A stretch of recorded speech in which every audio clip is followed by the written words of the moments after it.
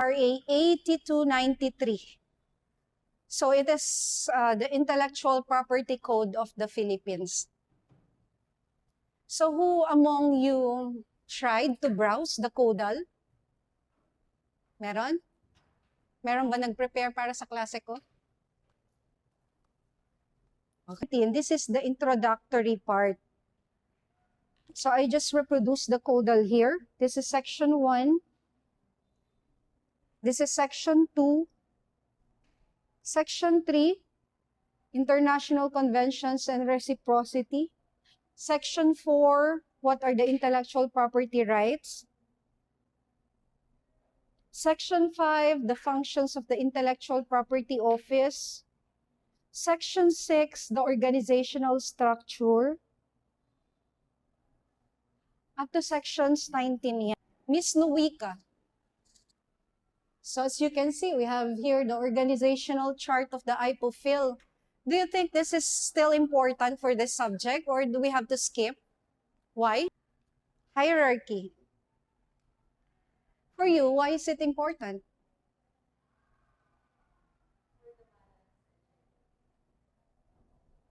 Balance and check? What about balance and check? Okay, thank you, Miss Nuwika. Miss Araguren, so look at that. That's section 5. It just enumerates the functions of the IPOPHIL. Sabihin niyo lang sa akin, no, bayan attorney. Ikukwento mo na naman sa akin, sa amin, kung ano yung trabaho mo. Do you think it's still important to discuss that, or we have to skip and go directly to patents or trademarks? Why? So as a future lawyer, why is it important?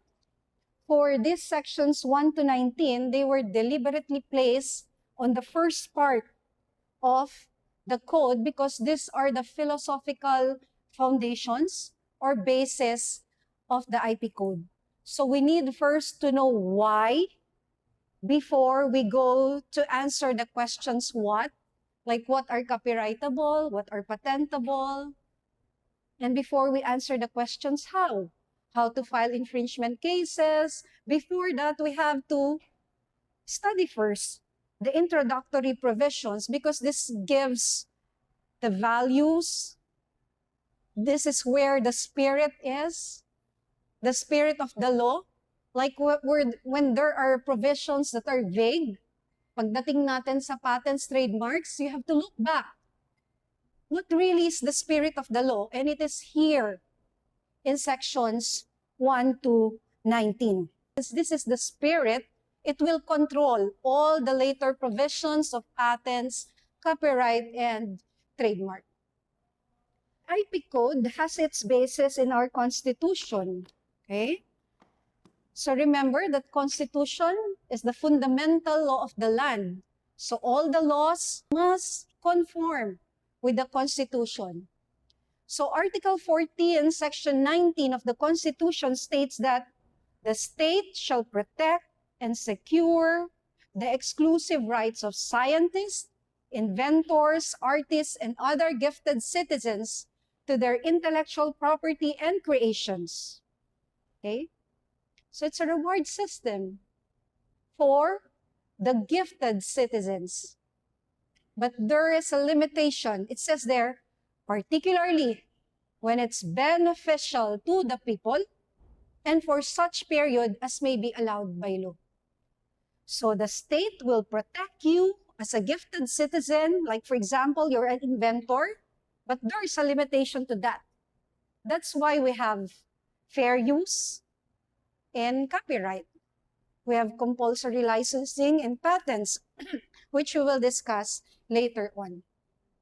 And this 1987 provision in 1987 Constitution is reproduced here in Section 2 of the IP Code. Saan siya dyan? The second sentence. But first, let's read the first sentence. It says there, the state recognizes that an effective intellectual and industrial property system is vital to the development of domestic and creative activity, facilitates transfer of technology, investments, and ensures market access for our products. So that's the very first sentence states why we have to protect IP. So familiarize that provision because it will let you answer a lot of questions about IP. So why do we have to protect IP? Because IP is an economic tool. So it is not just a reward system for the scientists and gifted citizens. It's an economic tool. It's for our country. It's for our economy to move forward because it has something to do with innovations, businesses, etc. Now let's go to the second sentence. It shall protect and secure the exclusive rights of scientists, inventors, artists. This is exactly what is in the constitutional provision. For that second sentence, ano naman yan? That actually is the very heart of why we have intellectual property. Himayin natin yan, ha? Okay? And in relation to the second, to the next paragraph, the use of intellectual property bears a social function. Okay? To this end, the state shall promote the diffusion of knowledge and information for the promotion of national development, progress, and the common good. So that second sentence and that second paragraph explains why IP is a balancing of rights. Balancing of rights, ang IP. We are balancing the private interest or the interests of the artists, the inventors, and the other gifted citizens. Because ma'am, if you're an inventor, taba, ikaw ang naka-invento for example ng cellphone, kunwari lang, and then kukopyahin din lang. Tingin mo mag-iimbento ka pa? Hindi na, di ba? Pinaghirapan mo yun, intellectual property. Tapos kukopyahin, di ba? Hindi ka na mag-invent. That's why the state now gives protection to the inventors and other gifted. So kung ikaw naka-invento for a limited period of time, for inventions, for example, for 20 years from the date the application for invention was filed, it's yours. Monopoly yan. Ikaw lang pwede gumamit, ikaw lang pwede magbenta. So, you can dictate the price. Kaya ang mahal ng cellphone noon, di ba? Ang mahal. Kasi may monopoly. Ngayon, ikaw lang pwede. The state will protect you for 20 years for patents. Nasa naman ngayon yung public interest? Bago ka protectionan ng government, you have to disclose your invention. So it's like an X-deal. Okay? X-deal. May usapan tayo. We will protect you. You can profit from your invention, but after 20 years, your invention will belong to the public domain. Now, the invention, okay, the patent, okay, the invention cannot be patented without the inventor disclosing how to do the invention. So in exchange of the disclosure, the government will protect the inventor. Pero after 20 years, amin na yan. Nasa public domain na. Okay? Why?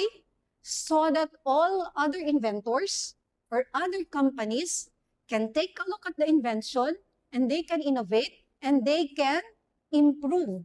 That's why we have improved products. Because of this disclosure and balancing of interest.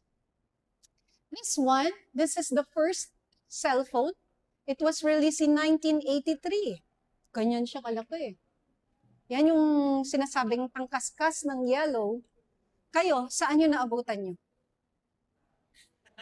Lahat, sir? Same tayo. Lahat. Diba? The evolution, diba, sir, ang mahal niyan noon. Tapos the 5110, ang mahal. But now, diba, merong 2,000 lang na cellphone. And then everything, touchscreen, diba? So saan na tayo ngayon? So this is the evolution. Why? Kasi na-disclose na. Yung unang nakaimbentong Motorola, disclose na yung invention, and after that, nag-innovate until we're on this time wherein we do everything on our cell phones. We attend classes via cell phone, we buy via cell phone. I'll give you another example. So this is for copyright. This is the painting of Vincent van Gogh, si Starry Night. For copyright, the protection is general rule, 50 years, lifetime of author. So patent tayo, patent is 20. 20 years from date of application. And then copyright. Copyright is lifetime of author plus 50 years after death. So if you have books and you have copyright over your book, so yung lifetime mo, you can receive royalties and you can enforce all your rights. And then after your death, for 50 years, your heirs can still receive the royalties and can still claim those copyright. Okay, yung copyright, madami yan. The right to reproduction, the right to distribution, the right to public display, public performance, etc. So ito si Vincent van Gogh, it already belonged to the public domain because he died in 1889. So what will happen? We can now make adaptations of the painting. So I made an adaptation of that painting. So wala na akong copyright violation kasi it's already part of the public domain. I can now display it. Okay, I can now print it on shirts and sell those shirts without incurring any copyright violation because it already belonged to the public domain. Another example, this one, si Mickey Mouse. The copyright expired on just recently, in 2024. So with this, we can now make adaptations of the Mickey Mouse without incurring violations of copyright. O isa pa, si Winnie the Pooh, expired na din yung copyright niyan. O that's why may adaptations na. Meron ng horror movie na Winnie the Pooh. Another example, sa patent example, sino na naglilipitor dito? Uy, wala pa naman. I think this is maintenance medicine for cholesterol. Cholesterol. Tingnan po ulit. So, Lipitor, the ingredient atorvastatin. So, Lipitor is a brand name, trademark yon, Lipitor. And then, the component is atorvastatin. So, Pfizer has a patent. So, may patent siya dun. Siya lang pwedeng gumamit. Correct? Siya lang. So, they can dictate the price. That's why Lipitor before, the price of Lipitor is 100 plus. What if 3 times a day kailangan ka mag-Lipitor? Diba? Kung mataas yung cholesterol mo, it's very expensive, right? Now, in 2012, the patent for atorvastatin expired. So what does it mean? If it already expired, it goes to the public domain. That's why now we have this generic atorvastatin. Meron na tayong RightMed, meron na tayong iba-ibang atorvastatin. And you know how much is atorvastatin now? Based on my research lang, hindi pa ako nag-atorvastatin. It's 5 pesos to 20 pesos. And for government hospitals, it's only 2 to 3 pesos. So look at that, how it benefited the public. Okay? Protect ka muna namin, and after some time, your invention will ultimately redound to the benefit of the public. because intellectual property is not primarily a reward. Okay?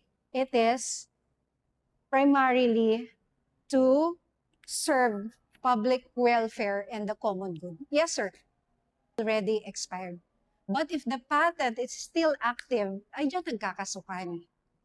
Okay? Yes. It's a reward system first, but ultimately, it is for the public welfare and the common good. Section 3. International conventions and reciprocity. Ms. Sasora? Okay, ma'am. Thank you. Mr. Palazuelo, did you understand the provision? So if Section 2, okay, told us why, di ba? Why the state protects IP for the common good, national development. Section 3 answers the question, who are protected?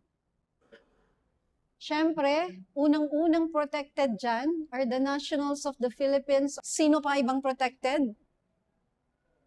The foreigners. In this particular provision, we are now talking about the national treatment principle and the most favored nation. National treatment principle and the most favored nation principle. Section 3, ang simple lang ang ibig sabihin niyan. Foreigners are protected in the Philippines in the same way as the nationals. And that is the national treatment principle. So it means that they are in equal footing with the nationals as long as these foreigners or the country from where they belong is a party to a treaty, convention, or agreement that the Philippines is also a party. So foreigners are treated in the same way as the nationals, and it is not because we're generous, it's because of our respect to our treaty obligations. So as long as we belong to the same treaty, and as long as that country also gives the same treatment to the Filipinos, then we also protect most favored nation. It just means that all the foreign nationals are treated equally. Now we have Section 4. Now Section 4 tells us the what. Tapos na tayo sa why. Tapos na tayo sa who. Ngayon what? What are considered intellectual property? Intellectual property right was not defined in the code. The code just enumerated what are these intellectual property rights, and we have 7.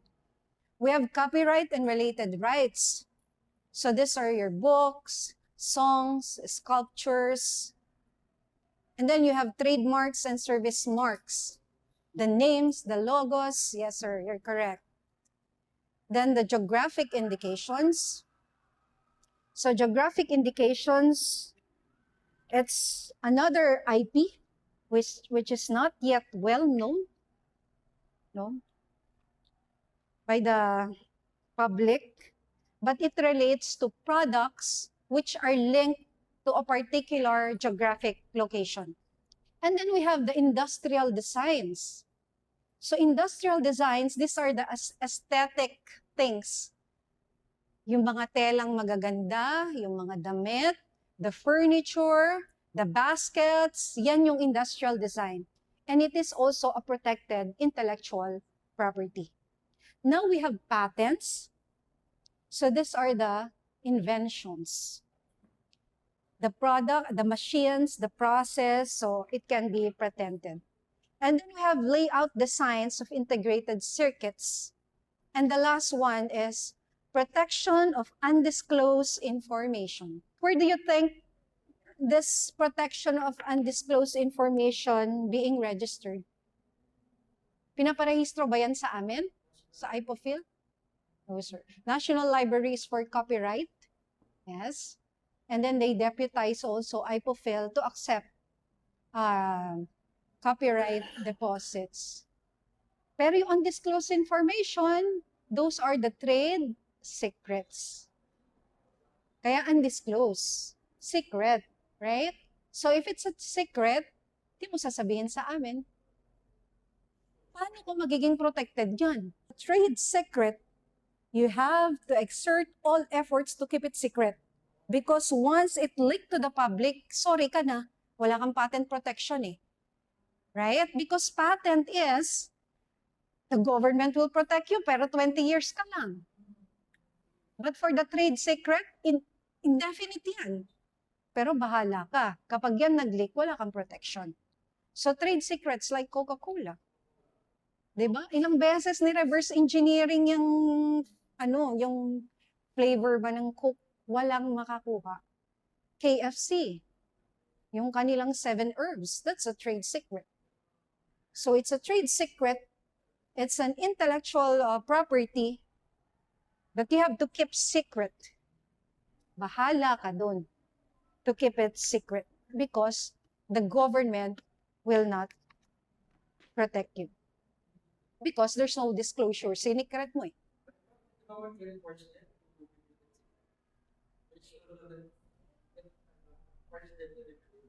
Da? No. They have to keep it secret. Wala na. Okay? And next, we have technology transfer arrangements. Now we have functions of the Intellectual Property Office.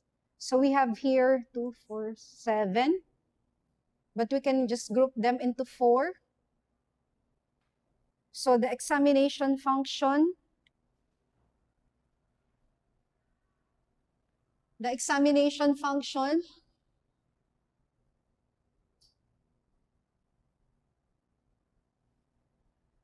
The technology transfer regulation, and then the adjudication,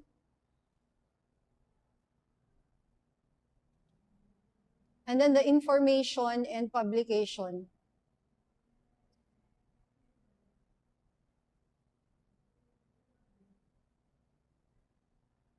Okay, examination, because we examine patents, trademarks, before we grant registration. And then we regulate technology transfer. And then we adjudicate disputes. And then we disseminate info on IP, and we publish IP records. So publication is not just an administrative task. It goes into transparency. Diba? Transparency and the right of the people to be informed. Now, why is this important? It goes into the concept of jurisdiction. You should know this for you to be able to tell your clients later on what are their best options for their intellectual property or if there are disputes. Because later on, class, your clients will not ask you what is the doctrine. They will ask you why. They will ask you why, where, what, where are we going to file? Because when we say cases, what we think is courts, right? But for IP, it's mostly administrative first. Administrative proceedings. For example, someone copied your logo, and then you want to file a cancellation. Saan ka pupunta? Sa RTC ba? O sa IPOPHIL? That's why it's very important that you know the functions, where to file. So it goes into the aspect of jurisdiction. Because no matter how good you are, no matter how good your pleadings are, wala ka. Dismiss ka. Kapag final mo yan, dun sa walang jurisdiction. And now this one, the organizational chart. So for the Intellectual Property Office, we have the Director General. So the Director General gives the policy, no, guides us on the policy directions of the office, and then assisted by 2 Deputies Director Generals. And these 7 bureaus here, they do the technical work. So you go to the Bureau of Patents if you will file an invention, a utility model, or an industrial design. You go to the Bureau of Trademarks if you want to protect your logos, brands, copyright, copyright and related rights. So for those literary and artistic works, Bureau of Legal Affairs for IP disputes. This Documentation, Information, and Technology Transfer Bureau, since the information, they are in charge of disseminating information about IP. And then we have Financial Management and Administrative Bureau. This is just an internal support. So yung mga HR namin, ganyan. And then we have the Management Information Bureau. This bureau is in charge with the online facilities of IPOFIL. So in IPOFIL, if you file for an invention, trademark, copyright, everything is online. Point to point. Even the payment system, everything is online. When you file until the time that we issue your certificate, everything is online. Stop here. This is section 7. So you have sections 8 to 19 that will be for your reading assignment. The scope of IP is it protects the creations of the mind. Ano yung mga creations of the mind? These are the intangibles. Diba? Creation of mind eh. Isip mo yung gumagawa. So these are the intangibles. Now, dun tayo sa likod pag ganun. This will be fun. Sir, anong name mo, sir? Ha? Okay, sir, you'll start. Give me an intangible that you own. Give me an intangible that you own. Then tingnan natin kung pwede ba siya ma-protect ng IP.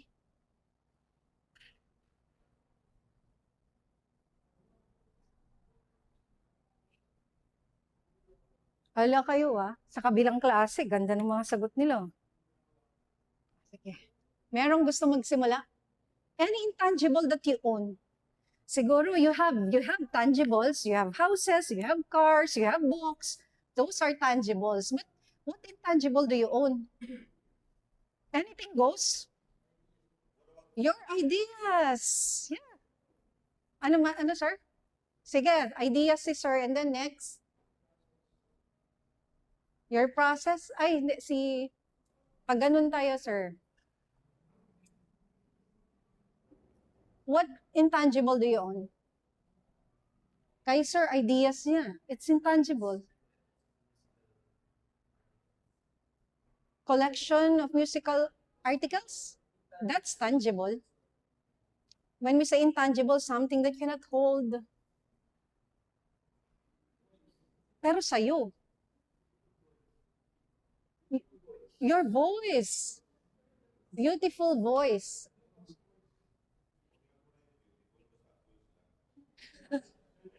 Gusto na sir.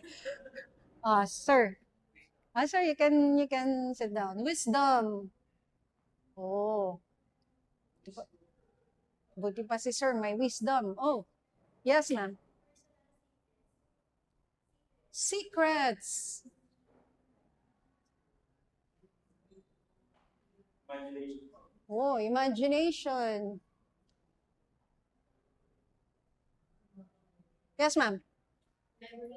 Memories.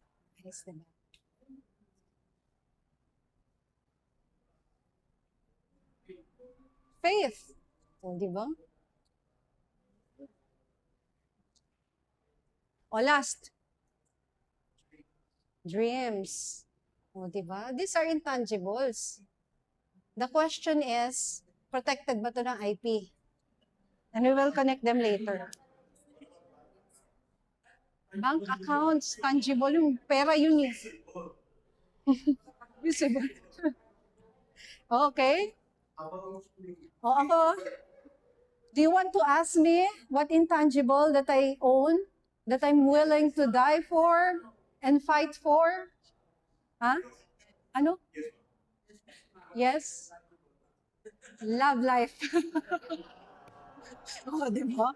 That's intangible. Diba?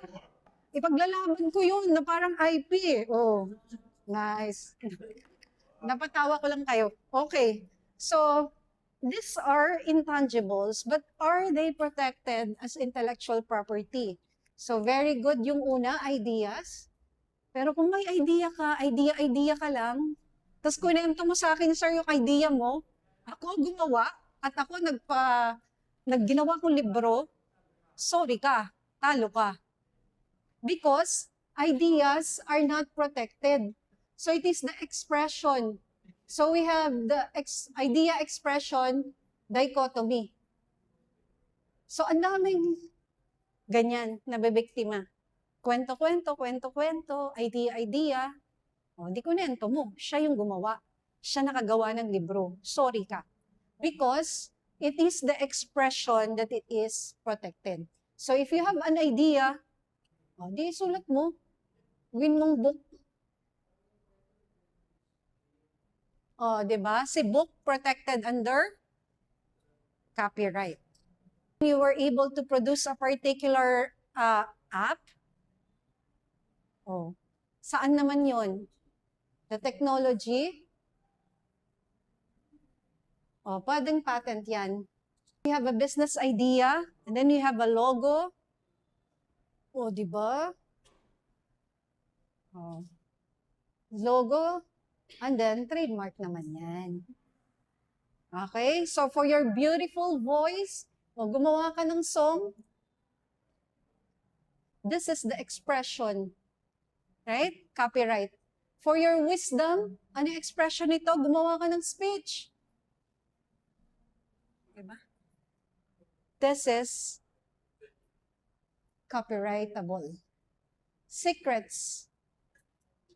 Ay, secret mo, gumawa ka rin ng book, pero under a pseudonym. Diba? So, that's still copyright. Ay, yung imagination, ano kaya pwede dito? You created what? Oh, okay, a machine. The product of your imagination. Oh, new chair. New chair design. So this one is protected by patent. This one is protected by industrial design. O yung memories mo. Oh, book also. Gumawa ka ng film. O slideshow. O reels. Reels, di ba? Sa Facebook. Copyright pa din yun. Yung faith. O book pa din. No? Or sermon. Diba? And dreams. Ano yung expression ng dreams? Unan. Pwede, sir. Unan, pero pwede, sir. Dreams, but it's dreams as trademark for unan. Diba? Trademark for unan, it can be. Dreams. So, TM for pillow. Pwede yan. Okay? So, that's intellectual property. So, the intellectual property is the right. Okay? All of this are what is covered by intellectual property. You have to have these expressions, okay, for you to have an intellectual property. So, intellectual property natin, yung 7, okay? Patent, copyright, trademark, etc. Eh, inunahan ko yung slide ko. There you go.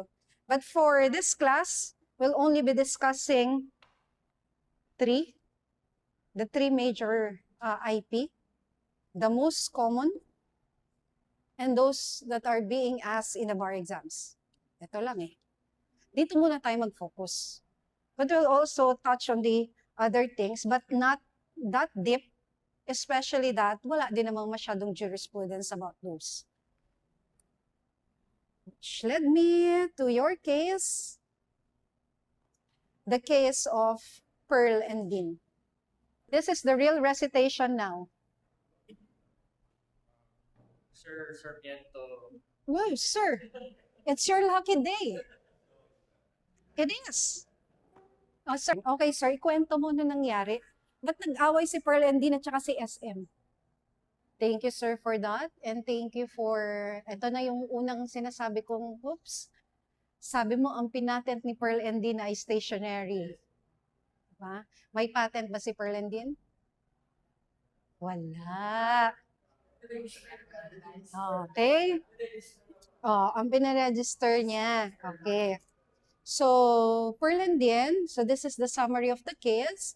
Pearl and Dean makes light boxes. And they have a copyright registration over that light box. Meron siyang drawing, yung ano nga ba tawag doon? Parang plano, what do you call that? Blueprint. Yes, sir, thank you. They have a blueprint. They have copyrighted that. And then, Pearl and Dean also uses the words poster ads.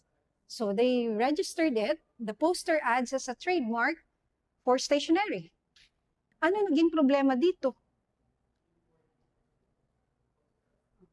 So let's discuss first the first one. Yung light boxes, ano ang meron siya? Copyright. So ang copyright, dun sa blueprint. Okay? So remember, yung copyright covers literary and artistic works. Literary and artistic, tama naman eh, blueprint drawing yun. Diba? It can be an artistic work. Pero, ito tatandaan nyo for copyright, if you have this drawing, you're protected sa drawing. If your drawing was photocopied, edi, there's copyright infringement. Pero pag tumalon na yan dun sa totoong bagay, okay, naging totoong bagay na, this is already the product which is depicted in your drawing, you are not protected with the product. Okay? So I need a volunteer. Sino ang magaling mag-drawing dito? Sir, kaya mag-drawing ng airplane? Wow. Ay, kasi, pero Navy ka, di ba? Yes. O, sige. Drawing, put in something unique to you. May copyright na ba si sir dito?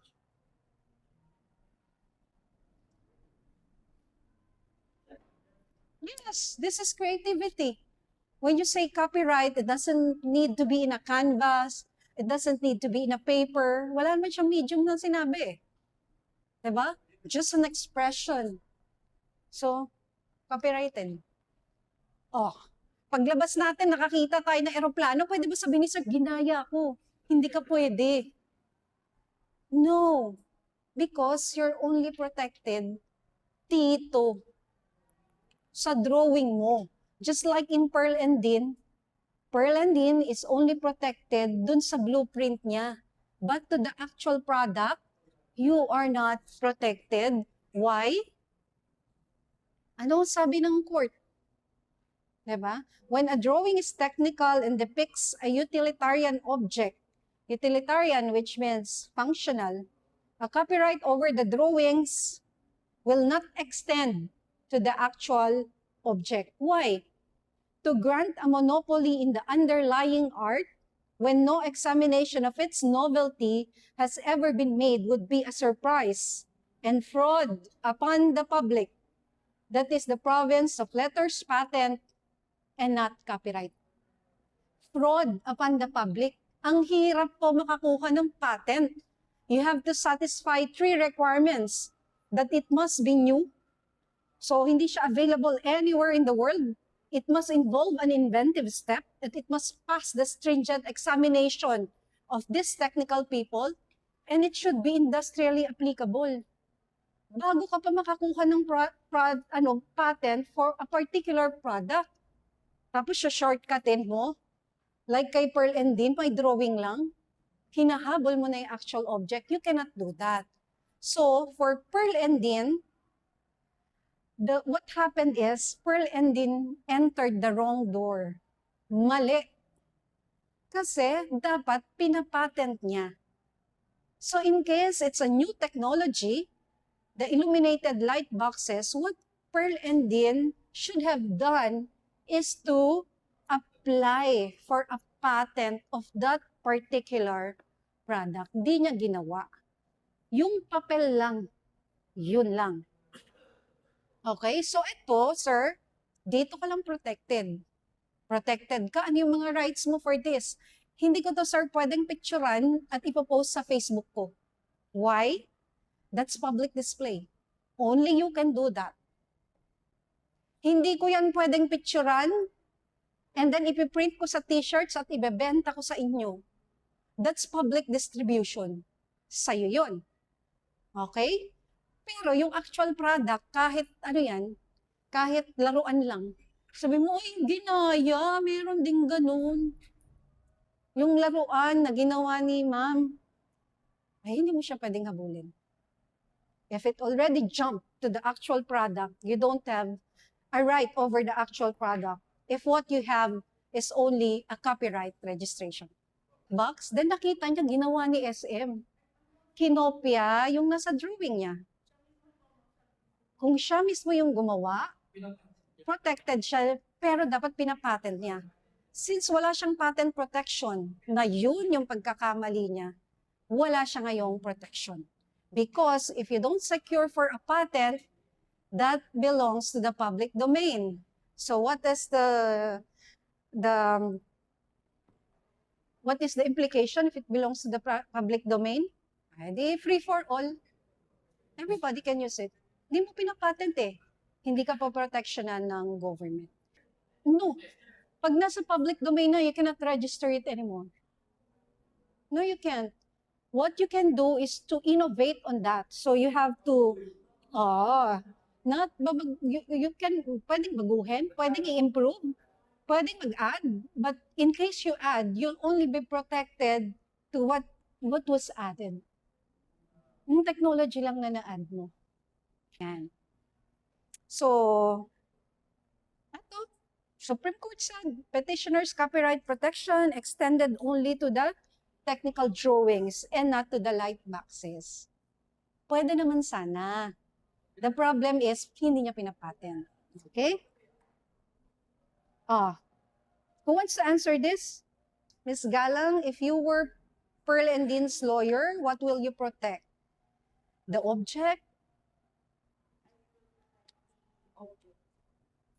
The object. Okay. And if you want to protect the object, what will you file?